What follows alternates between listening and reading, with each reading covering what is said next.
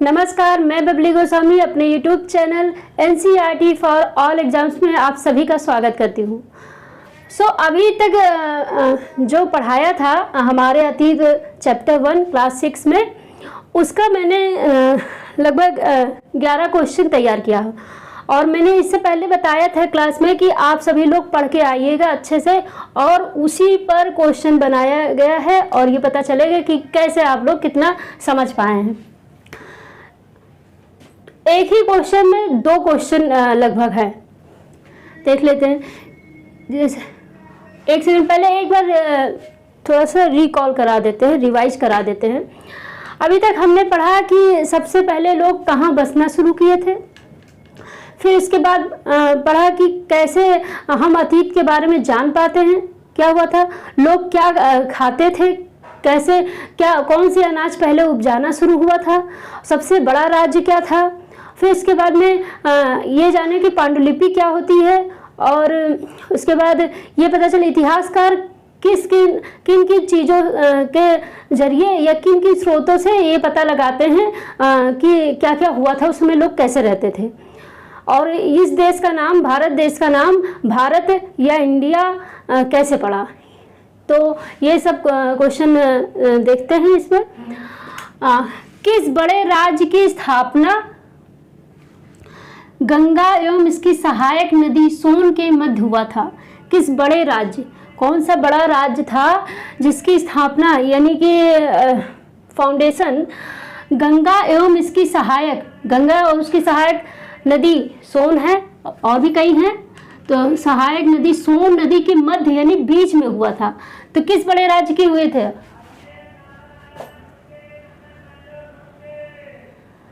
Comment में answer जरूर दीजिएगा। काउंट करते हैं, टिक टिक 1 2 3। ओके, आई होप सभी ने दिया होगा। सॉरी, मगध। भारत के समुद्र तटवर्ती इलाकों में नगरों के विकास का साक्ष्य होता है।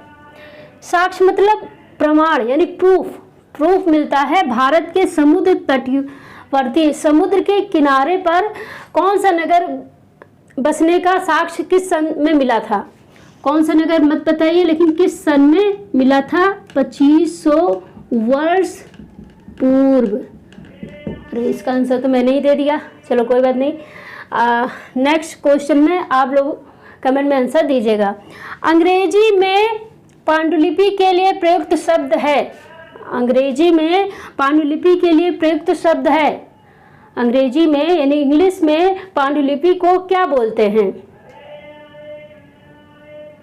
चलिए बताइए। 1 2 3। चलिए, मेन्यू स्क्रिप्ट। आई होप सभी ने यही आंसर दिया होगा, क्योंकि सबने जिसने क्लास लिया उसको पता है। अब नेक्स्ट क्वेश्चन नंबर 4 आप भी देख लीजिए। मनुष्य, पशु या पौधे के अवशेष की प्राचीनता का निर्धारण किस विधि से करते हैं? अर्थात मनुष्य यानी ह्यूमन, पशु एनिमल और प्लांट पौधे के अवशेष यानी जो उसके अपशिष्ट पदार्थ होते हैं बचे हुए, की प्राचीनता यानी कितनी पुरानी है, इसका निर्धारण किस विधि से करते हैं? कैसे पता चलता है कि इतनी पुरानी है? तो आप सभी ने क्या दिया होगा? Carbon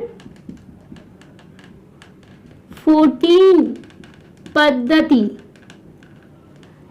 carbon 14 method. Okay, next question number 5।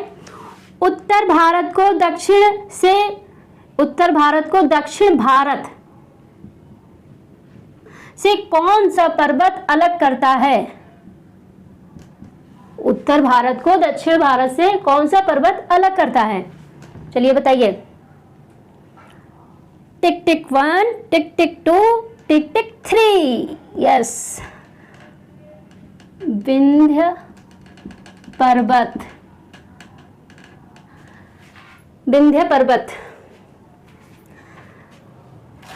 Next question, कृषि का आरंभ कब से हुआ? कृषि का आरंभ कब से हुआ? अच्छा, कृषि के बारे में आपने पढ़ा होगा कि सबसे पहले कौन सी फसल उपजाई गई, कौन सी फसल सबसे पहले किसानों ने या लोगों ने उत्पादन करना शुरू किया। जो पहले किया गया था वहीं से पता चलता है कि हाँ, वहाँ से कृषि का काम शुरू हो गया था। तो कृषि का आरंभ कब से हुआ? 1, 2 एंड 3। चलिए, 8,000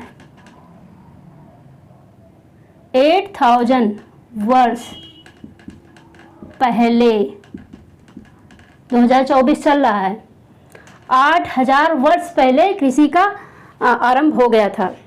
ओके। सिंधु सभ्यता के प्रथम नगर कब बसने प्रारंभ हुए? सिंधु सभ्यता से क्या मतलब होता है? सिंधु नदी के किनारे जो बसे नगर थे उन्हीं को सिंधु सभ्यता बोला जाता है। सिंधु सभ्यता के प्रथम नगर कब बसने प्रारंभ हुए? सिंधु सभ्यता के प्रथम नगर कब बसने प्रारंभ हुए? 2500 वर्ष पूर्व। अच्छा, ये क्वेश्चन बहुत ही आसान है। मगध नगर का विकास कब हुआ? मगध नगर का विकास कब हुआ? ये फर्स्ट क्लास में पढ़ा दिया गया था। मगध नगर का विकास कब हुआ? मगध नगर का विकास 4700 वर्ष पहले हुआ। पूर्व बोलो या पहले? मगध नगर अब वर्तमान में कहाँ है? या यूं कहे, मगध नगर को अब क्या कहते हैं? मगध नगर जो पहले कही जाती थी वो अब कौन सा राज्य कहा जाता है? बिहार। बिहार राज्य। ओके। बिहार राज्य में वैकेंसी भी पर आ रही है टीचिंग की। अतीत के बारे में हमें किस किस प्रकार के स्रोतों से पता चलता है? क्लास थर्ड में मैंने बताया था, सेकंड और थर्ड में, कि अतीत के बारे में हमें कैसे, अतीत मतलब पास्ट में जो हुआ होता है वो हमें कैसे पता चलता है। तो एक होता है पुस्तकों, जिसको बोले कि पांडुलिपि, क्योंकि हाथ से लिखा जाता था, तो हाथ से लिखी हुई पुस्तक को पांडुलिपि बोलते हैं। एक है पुस्तक यानी पांडुलिपि के द्वारा, दूसरा है अभिलेख, जो पत्थरों या कठोर धातु पर उत्कीर्ण करके, यानी आज भी पत्थरों पर लोग लिखाते हैं, जो उस पर लिखी रहती है, उससे सूचना मिलती है कि उस समय क्या क्या हुआ था। जैसे अशोक ने बहुत सारी चीज़ें लिखाई हैं, तो उससे पता चलता है कि हाँ, अशोक की क्या सोच थी, इस सब के बारे में। और तीसरा है पुरातत्व विभाग।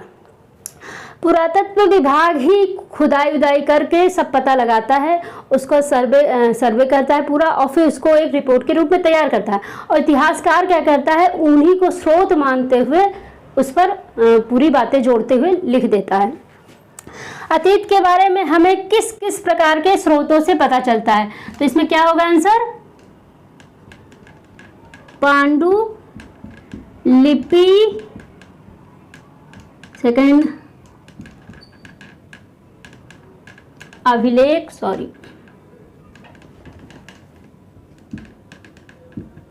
अभिलेखों,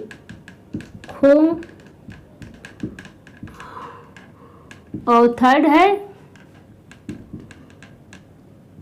पुरातत्वविद, लिख दो, या पुरातत्व विभाग में जो सब सर्वे करते हैं वो पुरातत्वविद कहलाते हैं।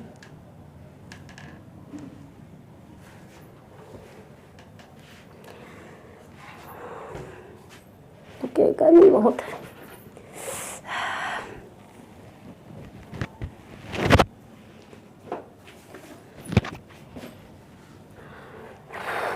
अच्छा, नेक्स्ट क्वेश्चन, गंगा तथा इसकी सहायक नदियों के किनारे नगरों का विकास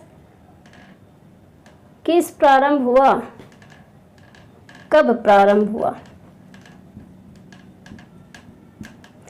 गंगा तथा इसकी सहायक नदियों के किनारे, गंगा तथा उसकी सहायक नदी क्या है? सोन। किनारे नगरों का विकास कब प्रारंभ हुआ, यानी किस सन में प्रारंभ हुआ? गंगा तथा इसकी सहायक नदियों के किनारे, बताइए इसको।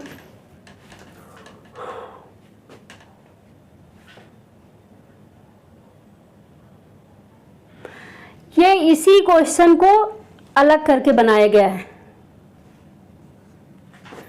भारत के समुद्र तटवर्ती इलाकों तथा गंगा तथा इसकी सहायक नदियों के विकास का साक्ष्य 2500 वर्ष पूर्व मिला था। यही इसी से क्वेश्चन निकला है। गंगा तथा इसकी सहायक नदियों के किनारे नगरों का विकास कब प्रारंभ हुआ? 2500 वर्ष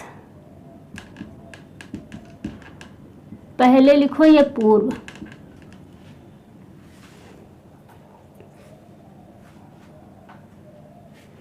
इसको ऐसा बोल सकते हैं, बिफोर 2500 ईयर।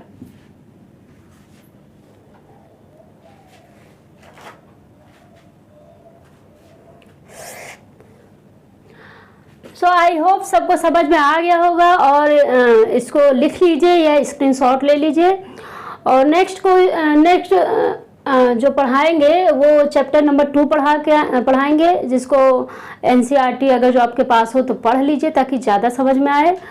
और हाँ, क्वेश्चन आंसर जो भी डाउट है वो कमेंट में ज़रूर पूछना और सभी कमेंट का आंसर देने की पूरी कोशिश करेंगे। सो इसका स्क्रीनशॉट ले लीजिएगा। और एक रिक्वेस्ट था कि अगर वीडियो पसंद आए तो वीडियो लाइक करिएगा, चैनल सब्सक्राइब करिएगा और वीडियो शेयर भी ज़रूर करना। और ऐसे ही एनसीईआरटी की कीवर्ड सहित पूरी एनसीईआरटी की जो कीवर्ड एनसीईआरटी ने लिखी है सेम वैसे ही लिखते हुए हम लाएंगे। उसमें अपना कुछ नहीं किया ऐड कर दे कुछ भी, क्योंकि एनसीईआरटी से ही सब टाइप के क्वेश्चन बनते हैं। बस उसी को घुमा के या उसी से ही कहीं ना कहीं प्रेरित होकर क्वेश्चन बनता है। तो आप लोग इसको करिएगा और इससे सीटेट और भी जो पेपर होते हैं जो एनसीईआरटी बेस या टीचर बेस होते हैं वो सब ज़रूर निकलेगा। और आपका कंसेप्ट ज़्यादा क्लियर रहेगा अगर जो तो क्वेश्चन चाहे जैसे होगा। क्वेश्चन तो प्रैक्टिस करने से ही ज़्यादा अच्छा आएगा। पहले तो आप क्लास 1st, 2nd, 3rd ले लीजिए, 4th है जिसमें प्रैक्टिस कराई गई है, प्रैक्टिस क्वेश्चन। और नेक्स्ट क्लास के लिए तैयार रहिए और वो हम नेक्स्ट टाइम लेंगे। So thank you.